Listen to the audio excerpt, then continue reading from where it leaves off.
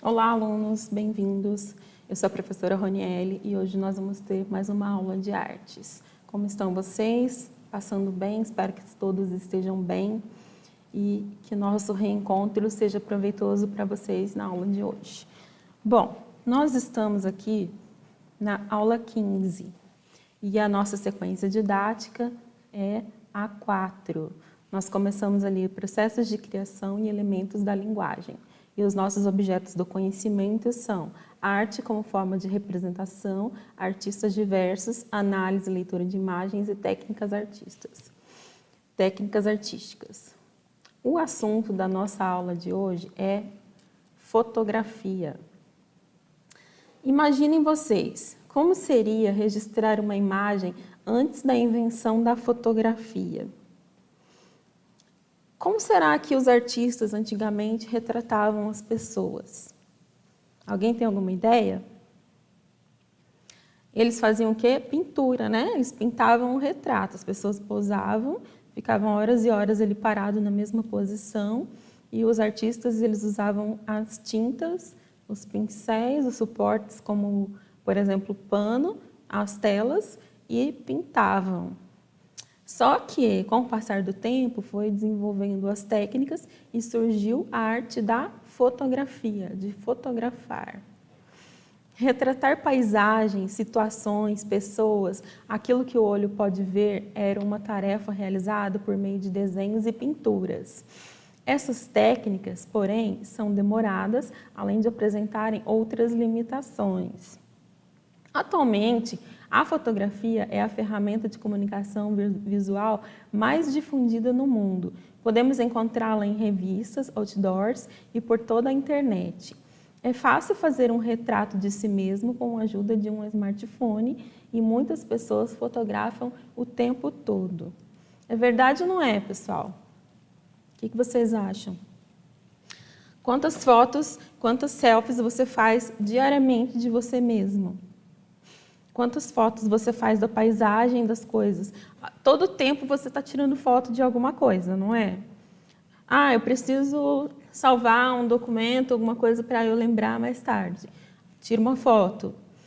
Ah, eu preciso gravar aquela imagem ali que está passando para eu fazer alguma coisa. Tira uma foto.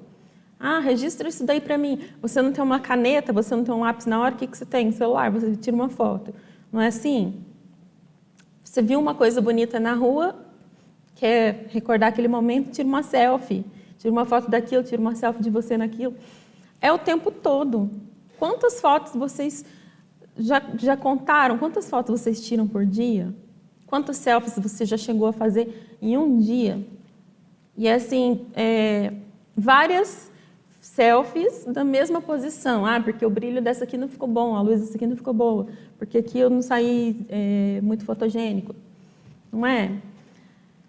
Fotografar é registrar o nosso olhar sobre um momento. E é isso que atualmente a gente faz o tempo todo. Mas, para uma boa foto, não é suficiente apenas saber manipular uma máquina fotográfica.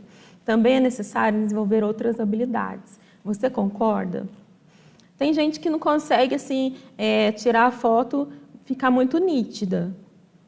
Lógico que atualmente os smartphones e as câmeras eles já têm assim, uma inovação tão superior, uma qualidade tão grande que mesmo que a pessoa esteja tremendo, ele é capaz de capturar a imagem ali sem que pareça tremido, né?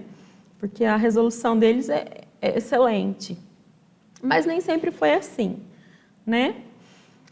Olha só, fotojornalismo é um tipo de foto que é usada por jornalistas e é uma imagem jornalística que tem como função principal retratar um determinado fato.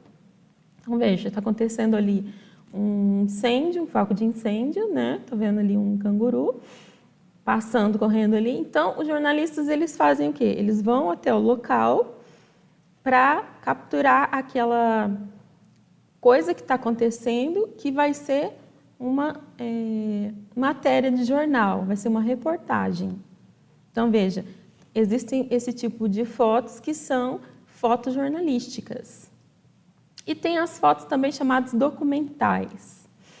Quando os jornalistas escolhem um tema para retratar com profundidade, fazendo fotos que representam determinada situação ou personagem, ampliando nossa compreensão sobre importantes questões sociais e políticas.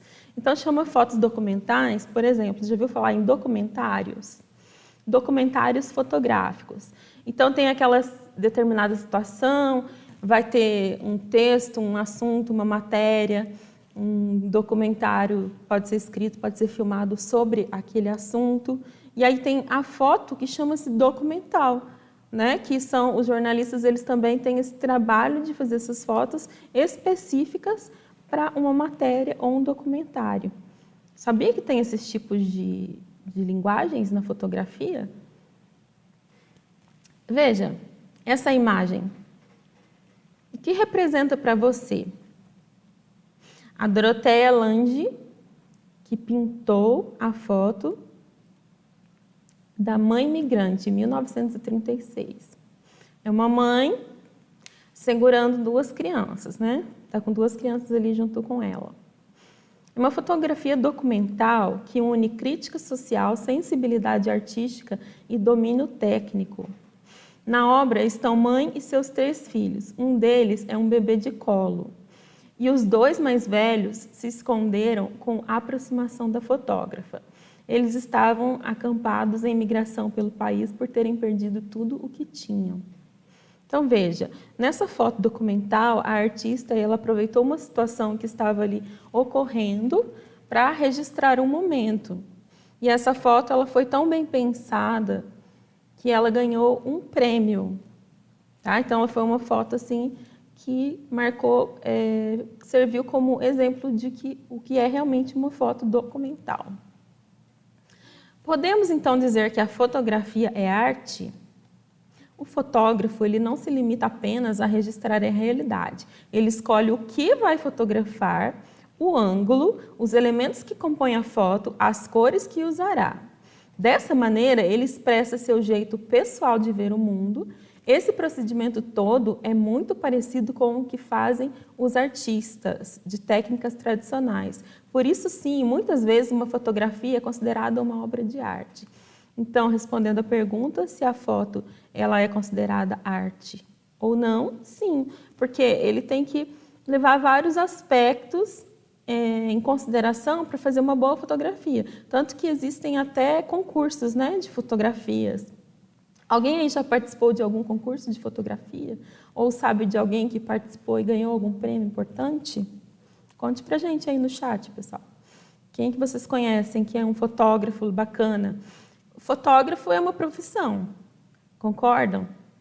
Os fotógrafos eles são contratados para fazer fotos em eventos, casamento, festas, não só fotos jornalísticas e documentais, mas também books, várias coisas, eventos, várias coisas a gente costuma chamar um fotógrafo quando a gente quer eternizar aqueles momentos, mas a gente quer que aqueles momentos fiquem assim bem fotografados, para que a gente não corra o risco de perder nenhuma memória. Então, por mais que você vá num evento e esteja todo mundo lá com o seu celular, tirando suas selfies, tirando suas fotos, tem também quem? Um fotógrafo profissional, porque ele usa as melhores câmeras, as melhores lentes, ele tem um estudo mais aprofundado sobre fotografia, e aí ele vai ser capaz o quê? De capturar os ângulos, de deixar a foto para não sair tremida, e para ficar uma coisa assim bem profissional, para fazer tipo um álbum que seja bonito, padrão e que custe bem caro. Concordam? Porque o álbum costuma custar caro, né? Você vai fazer uma festa e aí, como tem qualidade naquelas fotos que são posteriormente tratadas, costuma ser caro, né? Mas já é uma coisa bem profissional. Então, a fotografia é uma arte e uma profissão. Quem que é esse rapaz aí? Van Gogh, a gente falou dele na aula passada, né? Você sabe como surgiu a fotografia?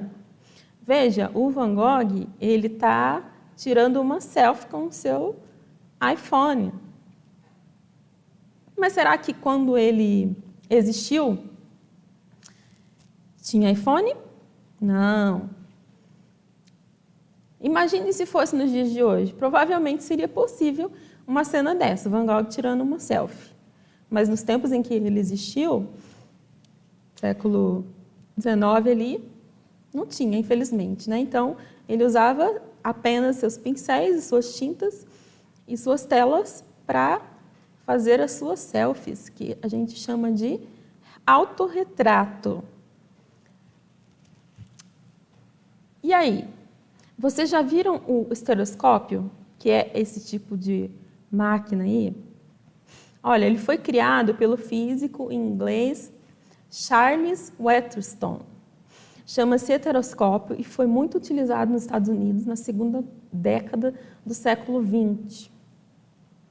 O estereoscópio proporciona a visualização de imagens. Tem em seu interior espelhos em forma de prisma. Assim, a pessoa olha pelas lentes e o resultado é uma ilusão de ótica que mostra imagens em visão tridimensional. Então, uma das primeiras câmeras que existiu, que dava para fazer fotografias, é isso daí, né? Bem assim, atemporal, né? Fora do nosso tempo, no começo do século XX ali. Mas vocês já tinham visto o estereoscópio? Provavelmente na casa dos avós, pode ser que tenha alguma coisa parecida. Eu nunca vi um desse de perto, mas é interessante saber, né? De onde surgiu a fotografia. E aí, na antiguidade, chineses, gregos e romanos, eles já usavam os prismas para olhar as coisas de perto. Então, o prisma, o prisma, né, de vidro, ele era usado como forma de lente de aumento. Então, você colocando ali, você conseguia focalizar mais perto um objeto, além de ele absorver as cores do arco-íris, certo? Então, ele já era usado na antiguidade. Olha só o conhecimento das pessoas antigas, né? Eles já tinham conhecimento de que daria para fazer alguma coisa boa ali com um prisma. Hoje, existem inúmeros modelos, tamanhos e funções de lentes usadas em câmeras fotográficas. Então, veja o exemplo das câmeras, né? Vários tipos de lentes, olha, tamanhos, modelos. Tem câmera de todo tipo, de todo gosto, como queiram, e preços também. Tá, pessoal? Vocês têm várias marcas, e aí quem se profissionaliza em fotografia sempre escolhe as melhores câmeras, mas tem para todo tipo de bolso. Além das amadoras, que são as câmeras de celular, né, que a gente tira nossas fotos diariamente. As máquinas fotográficas foram inventadas para capturar e fazer imagens que mostrassem a vida em suas maravilhosas realizações. Também podem estar a serviço de uma função social ou cenas de denúncia, como são o caso das fotografias jornalísticas, que foi o que a gente falou, né? As fotografias que vão para jornais, geralmente elas querem demonstrar algum acontecimento, alguma coisa que foi notícia, que virou um fato. Você sabe o que é isto? Essa imagem aí, vocês já viram em algum lugar? Alguém tem ideia do que seja? Foi a primeira câmera fotográfica. Olha o tamanho dessa câmera fotográfica, pessoal. Olha o tamanho disso. Aristóteles, de 384 a.C., certa vez, observou que a passagem da luz através de um orifício produzia uma imagem invertida. Então, veja, 384 a.C., o Aristóteles ele já tinha essa noção, que se tivesse uma parede e um furinho bem pequenininho lá, ele conseguiria ver aquela imagem invertida sendo projetada do lado de dentro. Já no Oriente Médio, conta-se que, durante um eclipse solar, um raio de luz que entrava por um pequeno orifício projetou uma imagem na parede. Histórias como essa deram origem à construção da câmera obscura, que é o nome dessa câmera aí, que foi aperfeiçoada durante o período da Renascença ali no século XVI. Então, veja, o tamanho da câmera obscura, que foi a primeira câmera criada com essa suposição de que daria para fazer uma foto. Que se você colocar buraquinho bem pequenininho, a imagem aparece invertida do lado de dentro. Olha só a ideia deles. Aí juntaram com a ideia do prisma, juntaram com essa ideia da imagem invertida e surgiu fotografia. Uma ideia brilhante, né? No início, as câmeras obscuras eram quartos fechados com uma pequena passagem de luz. Na época do Renascimento, as lentes de materiais transparentes já eram conhecidas. Então, eles já vieram aperfeiçoando o prisma de vidro ali, já tinham a ideia de que dava para aumentar conforme colocasse o prisma, e eles foram aperfeiçoando até que descobrisse, né, o que poderia ser feito. Com o invento da câmara obscura, aplicou-se uma lente no orifício por onde entrava a luz. Então, aquele buraquinho foi lá e colocou um vidro, né, tipo um prisma assim, de vidro, uma lente, e dessa forma a imagem adquiriu melhor qualidade. Então a imagem batia ali e passava invertida. E quando colocou o prisma, eles descobriram mais alguma coisa, né? Que dava para reproduzir aquela imagem.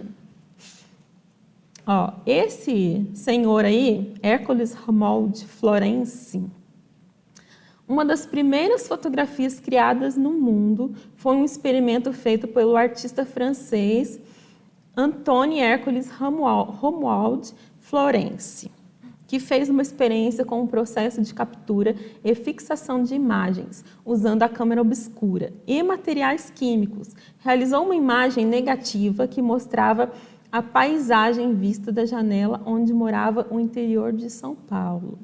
Então, uma das primeiras experiências que surgiu com essa técnica de inversão de imagem possibilitada através do orifício e da lente, que é a técnica da fotografia. Assim que surgiu o quê? Os negativos, tá?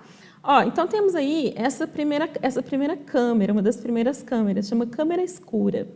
Sendo reduzida de tamanho, com o passar do tempo, pôde ser transportada. Então veja, esse primeiro gráfico, esse primeiro desenho que tem aqui, ó, ele mostra pra gente essa teoria de que tem um ambiente ali escuro, um orifício, né, um furinho, e aí na hora que a luz bate, ela gera a imagem invertida do lado de dentro, tá? E aí, ó, aqui é uma outra visão dessa mesma concepção aqui, ó, veja, tem um rapaz aqui dentro, tá? E essa aqui já é uma outra câmera, mais usada por desenhistas. Então, o que acontece? A imagem era capturada, ela vinha projetada aqui, ó. Veja, aqui tem um vidro aqui, daí aqui embaixo um espelho, onde a imagem é projetada.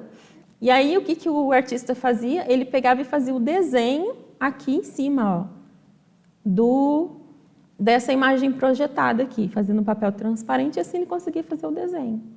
Então, veja, uma outra técnica, tá? Que já foi sendo aperfeiçoada para tirar foto. E essa aqui, igual essa que a gente acabou de ver, ó. Tem aqui a imagem, ela aparece invertida, ela é capturada aqui pelo orifício, ela aparece invertida aqui dentro, parece tipo uma espécie de um espelho que reflete ela aqui em cima, e aí ela vem e faz como se fosse uma cópia.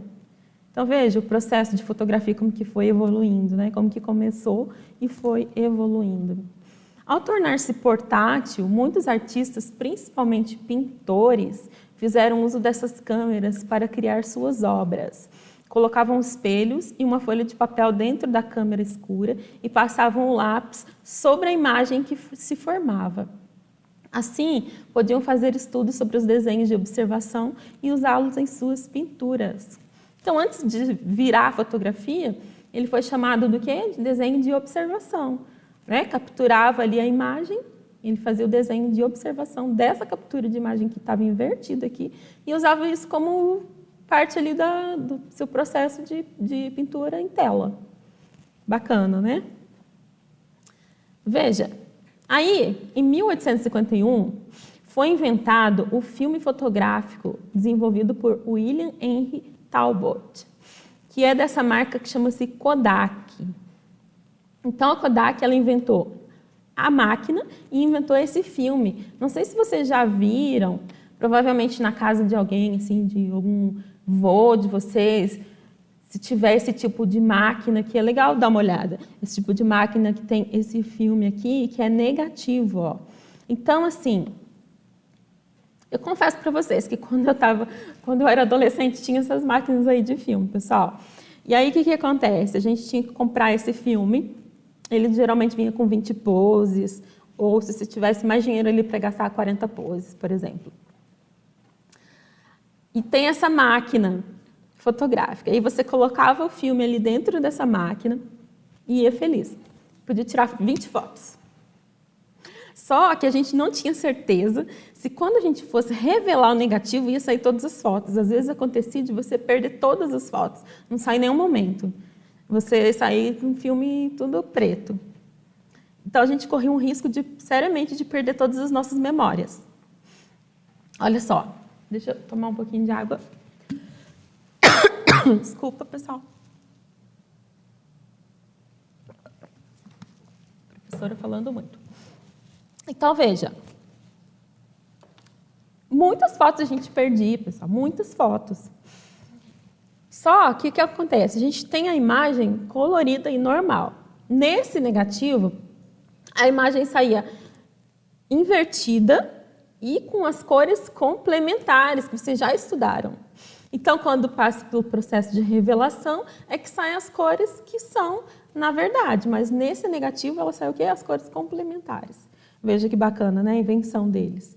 Então, e aí a gente mandava, tirava essas 20 fotos. Às vezes você ia num lugar e vou tirar só 3 fotos para aproveitar meu filme e tal, e aí ficava com aquele filme dentro da máquina e tal, até que completasse. Aí tem tinha em cima aqui um coisinho assim que ia passando os números, sabe? De 2 em 2, assim, para você ver quantas fotos você já tirou e tal. E aí você esperava passar todos os números ali, você ter certeza que você tirou, completou o filme.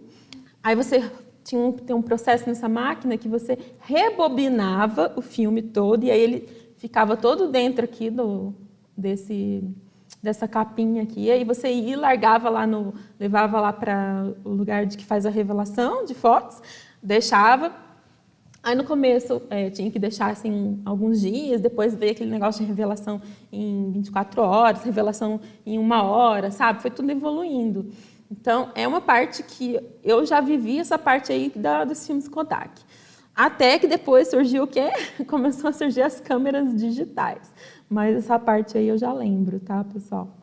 Já é mais, assim, um pouco da época que eu nasci. Ali, ó. Tá vendo aqui que eu falei para vocês? Ó, então, a capinha do filme tá aqui, aí ele, conforme ia batendo as fotos, ele ia rodando aqui e ia vindo para cá, ó. Aí, quando completasse aqui, aparecia o númerozinho, dizendo que acabou o filme. Aí, a gente rebobinava, ele voltava todo para dentro da capinha.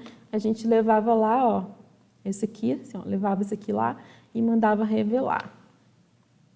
Que coisa, né, pessoal? Olha, quem fundou a empresa George Eastman, que teve essa ideia? Fundou a empresa Kodak, que criou vários produtos, dentre filmes e câmeras fotográficas. E, posteriormente, passou a oferecer o serviço de revelação e ampliação dos registros fotográficos. Então, além de revelar a foto, você ainda podia escolher para fazer uma ampliação, para fazer um pôster. Olha que bacana. Uma foto podia ser grande, para você colocar num quadro maior, assim, na parede.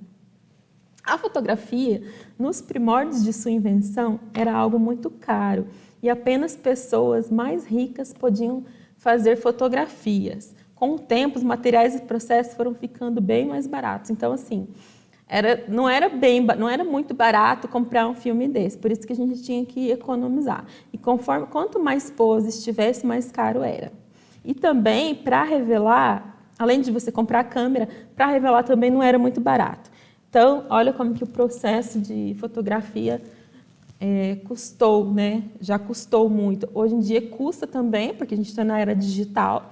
São as máquinas digitais que têm esse alto custo, mas a partir do momento que você adquire uma máquina, fica tudo mais fácil, porque as fotos são digitais, você não precisa revelar, né? Você coloca tudo na nuvem, tudo no computador, tudo em pendrive. A situação mudou, mas sempre foi um processo caro, tá? Memorizar, eternizar os momentos. E nós temos aqui a câmera Mamute. Já viu falar nessa câmera Mamute? Ela foi criada no século XIX. O fotógrafo e pesquisador Georges Raymond Lawrence criou a maior câmera fotográfica do mundo. A câmera Mammoth, com mais de 4 metros de comprimento e pesando 640 quilos, um enorme artefato que foi desenvolvido a pedido da companhia ferroviária Chicago e Alton Highway, exclusivamente para fazer o registro da locomotiva The Alton Limited, um grande símbolo do desenvolvimento ferroviário americano. Então, olha, precisava de 15 pessoas para manusear essa câmera Mammoth, esse tamanho dessa câmera de 640 quilos. E eles pensavam que quanto maior fosse a imagem, maior teria que ser a câmera. Então, eles construíram essa câmera que custou cerca de $5.000, equivalente ao valor de uma casa na época, e contou com a participação desse J.A. Anderson, renomado fabricante de lentes. Foram necessárias cerca de 15 homens para mover e operar o equipamento. O único negativo empregado no aparato media 1,35 por 2,40 e necessitou de 45 litros de produtos químicos para ser revelado. Então, eles construíram essa câmera Mammoth que ela só dava para tirar uma foto. Imagina tudo isso de câmera desse tamanho, com 15 pessoas para operar, e só dava para tirar uma foto. E foi essa foto aí da locomotiva. Eles queriam tirar uma foto que desse para aparecer toda a locomotiva. Então, por isso que essa foto ela ganhou o Prêmio Mundial de Excelência Fotográfica na Exposição Universal de Paris em 1900. Tá? Essa é uma foto assim, bem famosa. Aí vocês vão falar assim, é bem famosa, mas eu nunca ouvi falar. Mas, assim, para o mundo da fotografia, para os fotógrafos, eles conhecem bem essa história, tá? A foto da locomotiva. Porque ela foi tirada pela câmera Mammoth, que levou tudo isso de tempo para fazer, que custou tudo isso, que precisou de tantas pessoas para operar, que só deu para tirar uma foto. E essa daí foi a foto que ganhou o prêmio lá da exposição. Então, veja como que as coisas são, né? A história é incrível, né, pessoal? A história é uma coisa, assim, esplêndida. Bom, nós vamos terminando por aqui essa aula, essa primeira aula de fotografia. E aí vocês vão tomar uma aguinha, dar uma despertada aí, dar uma esticada, tá? Daqui a pouquinho a gente volta e dá continuidade, a gente vai fazer mais uma aulinha falando sobre a fotografia, tá bom? Um abraço para vocês, até daqui a pouquinho.